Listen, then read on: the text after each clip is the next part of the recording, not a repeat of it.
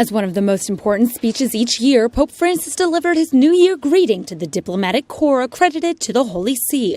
The Pope is thus able to speak to all of the global representatives in one place, pointing out the achievements and denouncing the errors of international politics. First, the Pope criticized disorganized globalization. He said it's caused by the emergence of populist and nationalist tendencies and an increase in more sectarian national policies. Ritengo dunque importante che anche nel tempo presente non venga meno la volontà di un confronto sereno e costruttivo fra gli Stati, pur essendo evidente come i rapporti in seno alla comunità internazionale e il sistema multilaterale nel suo complesso stiano attraversando momenti di difficoltà, con il riemergere di tendenze nazionalistiche che minano la vocazione delle organizzazioni internazionali ad essere spazio di dialogo e di incontro per tutti i paesi. For that reason, he advocated for multilateral diplomacy instead of the powerful taking over the weak. He also launched an appeal to politicians. Alla politica è richiesto di essere lungimirante, di non limitarsi a cercare soluzioni di corto respiro. Il buon politico non deve occupare spazi, ma avviare processi.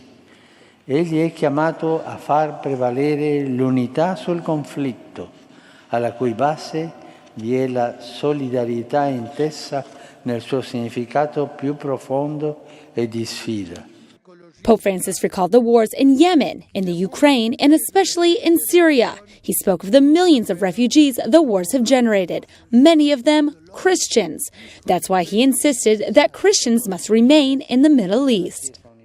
È oltremodo importante che i cristiani abbiano un posto nel futuro della regione e dunque incoraggio quanti hanno cercato rifugio in altri luoghi di fare il possibile per ritornare alle loro case e comunque a mantenere e a rinsaldare il legame con le comunità di origine.